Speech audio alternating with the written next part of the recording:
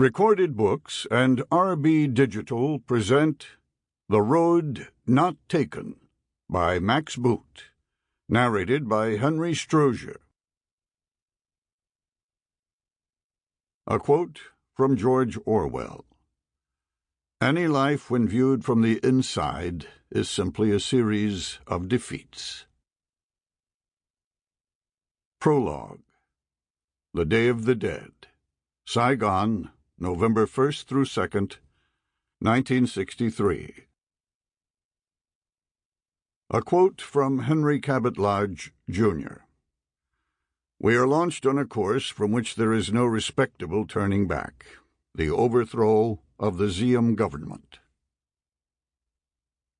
What caused the tragedy of the Vietnam War? Historians can always point to deep forces to explain that defining event in 20th century American history: geography and demography and environment, ideology and economics and sociology, race and class and religion. Implicit is the assumption that whatever happened must have happened, that there is no conceivable alternative. Such a deterministic outlook is alluring but ultimately not compelling. It ignores the role of contingency and the impact of decisions made by human and hence fallible historical actors. At various points from 1954 to 1975, from the beginning of America's predominant influence in Indochina to its apogee in the 1960s and its humiliating end, events might very well have taken a different course. There were many turning points along the way.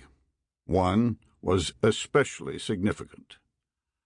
When veterans and old-timers, former officials and retired reporters, analysts, and historians try to explain how the United States became so deeply embroiled in Vietnam, they often point the finger of blame at one particular 24-hour period, from midday on Friday, November 1st, 1963, to midday on Saturday, November 2nd.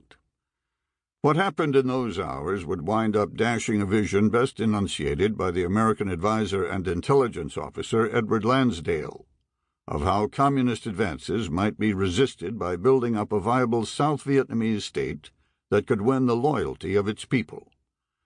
The events of November 1st through 2nd opened a Pandora's box of body counts, bombing runs, free-fire zones, and search-and-destroy missions that would lead ultimately to the destruction of South Vietnam, along with the presidency of Lyndon Johnson. Sample complete. Ready to continue?